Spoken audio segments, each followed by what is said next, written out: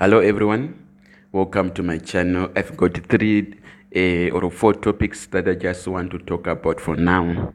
The first one is that Christianity is heavily infiltrated by agents of the devil. And when they infiltrate the church, they make us to adapt to their practices that have got nothing to do with God. However, they disguise it so nicely that you would not see it with your own naked eyes or with your common sense that here we are just being made to dance with the devil unknowingly. The first thing that I want to talk about is that Christmas was a day or was a holiday that has been celebrated way before the birth of Christ. So, if it was there before the birth of Christ, then this holiday is for who?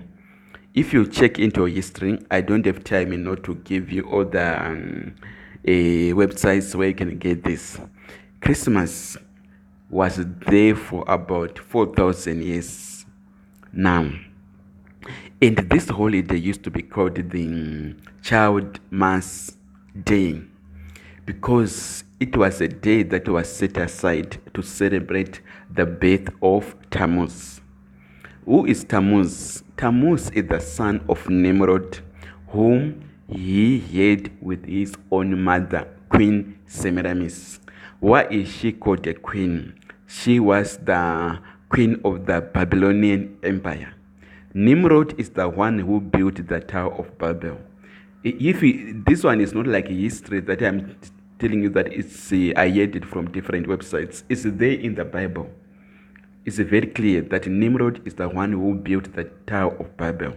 Later on, of course, he built so many other kingdoms and later moves down to Assyria during the time of the Bible, which is current Syria. So this holiday now is very pagan because they are it's an occultic holiday. And for the record, Tammuz is the same as Horus. I know many people who know about Satanism, they know about the Eye of Horus. That means it's Tammuz because Tammuz was having different names according to different cultures and languages. So in Egypt, that is when he was called Horus, and Nimrod is called Orisis. So these are very paganic people who are worshippers of the devil. And unfortunately, Christians, we just adopted these holidays blindly without knowing that we are playing with the devil. When the Catholic became the main church in Rome, they just took the pagan practices of Thammism, which was the main religion before the establishment of Christianity in Rome. They just took those practices, put them into Christianity, changed the names, and saying we are worshiping God. And also Easter. Do you know that Easter is a name for Queen Semiramis? In Babylon, she was also called Easter with Ishtar. You can Google that name, you can find about Semiramis. So, in English now, we are just putting an E and A to say Easter, but it's her name. And that holiday was used for celebrating or for commemorating the death of Tammuz because he was killed by a wild pig whilst he was hunting. And they were celebrating this day, by mourning for him for some days, which we have now come to call Lent. Then after that, there was the day that he says to have died and also risen to be with his father Nimrod, who was called the sun god. So, guys, spiritual world is very tricky. It's like for you to succeed, you have to wear a straight jacket.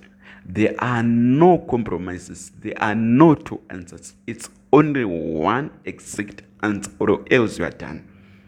So I know most Christians will try to defend it. We are celebrating yes, it doesn't matter, but we're now talking about Jesus. We are using that day to teach people about God. These are days that have been dedicated to paganism. And for the record, you can't win the war against the devil when you are playing in his home ground, in his home turf. That is a non-starter. Do that at your own risk. I discovered this information 2 years ago, of course. So since then, I've never celebrated Christmas or Easter. So I'm just warning my brethren who do not know. But the weakness that I know with the most Christians is after hearing this, you want to check how many people are also doing this. Does your pastor know what? And you'll be wasting your time and giving the devil a bigger stronghold. The second thing that I want to talk about is Facebook. Well, I once had a vision. In that vision, I saw a book that was floating in shallow waters. The water was very clear. And on the top of the book, like on the cover, there was a picture. And I just knew, because when you are having spiritual visions, you'll be using your telepathic power. You don't use your mouth as much. You just know things telepathically without anyone telling you. You don't use the sense of hearing and talking as such. We just know things. So on that book, on that cover, there was a German. I just knew that he was a German soldier, and he was dead. Then I was also told telepathically, of course, that is Facebook. So to some extent, it was revealed to me that Facebook means Book of the Dead.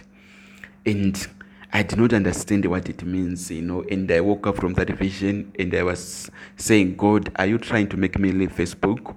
No, I can't, I need to be preaching, I need to be reading news, to be catching up with updates, whatever. Then I went back to that vision again. And now I was standing on the edge of the water, on those, embankments that you find on beaches or in some swimming pools. And there were also some iron poles that were there. Now I was being chained to a pole. Then when I came back again from that vision, when I came back to my senses, it was clear to me that by remaining in Facebook, it means somewhere, I'm being spiritually bound. Some of these organizations, they are dedicated to the devil. And when they're here on the earth's surface, they pretend, they would want, to help people, or they're there for entertainment. However, they are for account practices. So ever since that day, I quit Facebook in 2017. So I encourage all Christians, all my brethren, never to be on Facebook. Of course, I'm on Twitter, I'm on YouTube. Twitter, you can search me, it's Moses Mustafa at Prophet M. Musa. Then, another thing that I want to talk about is the Sabbath. I remember one day God told me that restoration is not about us getting new things, but it is about us giving back to the devil what is his. So once we give back to the devil, what is ours will naturally come.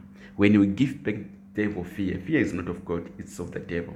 When we give back the devil his sun worship, his Xmas, his Easter, then naturally what is ours will also come, which is faith and the celebrating of those Bible festivals that are mentioned in the Old Testament, like the Feast of Tabernacle, the Passover, and so forth.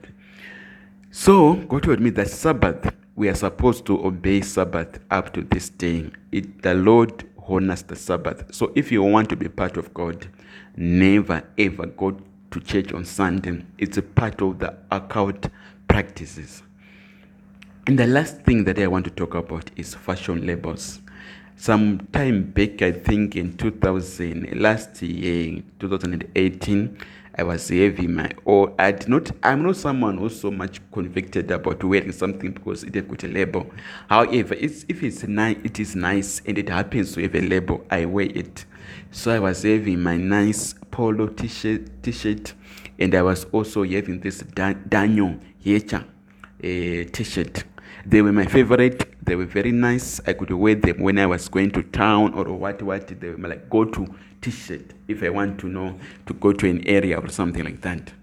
Then one day the Lord just told me that stop wearing these labels. They were the only t-shirt that I have with labels. I'm not so much into labels, but I just picked them because they were nice, not because of the labels. So what happened here is after some time, I said, okay, God, you want me to not wear these t-shirts, but right now I don't have too many good t-shirts because I'm someone who always donate my clothes, to people. Once in a while, I can almost give more than half of my wardrobe, or 75% of my clothes to the need. Not because I want God to do me a favor, but I just love giving. So after that, I said, God, right now my clothes, they are not that many. Maybe give me 2 months for me, to buy new t-shirts. Then I can bend these ones up. And after 2 months, I did not do that. Then one day, God spoke to me and said, you lied to me. You've got enough t-shirts, but you are still keeping these ones. So that day I went, when I was burning some trash at work, at the house that I was living near my workplace.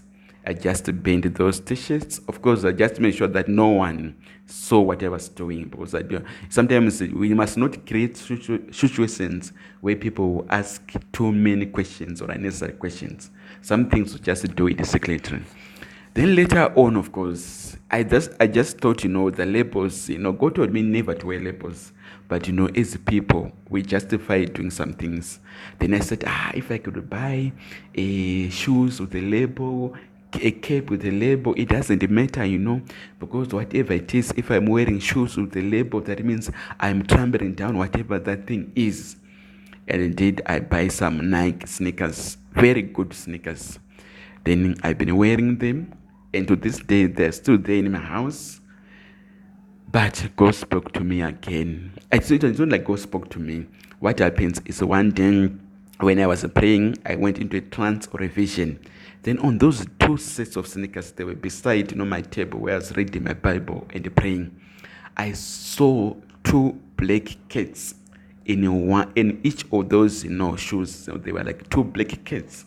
So to some extent, it seems as if I was walking or stepping on two, or I was wearing two black cats. I didn't understand what it meant. I was disturbed, but I knew that what I've seen is real. Nike is associated with the black cat. Then after that, I tried again to defend myself that all shoes have got labels. So does it mean that God wants me to walk on foot?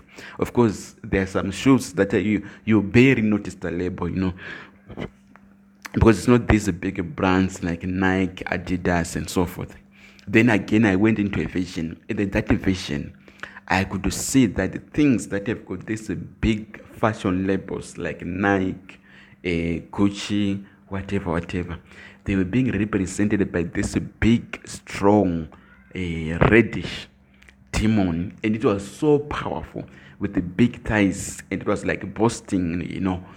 Then these things, that have got just labels that are almost insignificant, you could rarely see. And I could see that there was a slight, small spirit that was in it.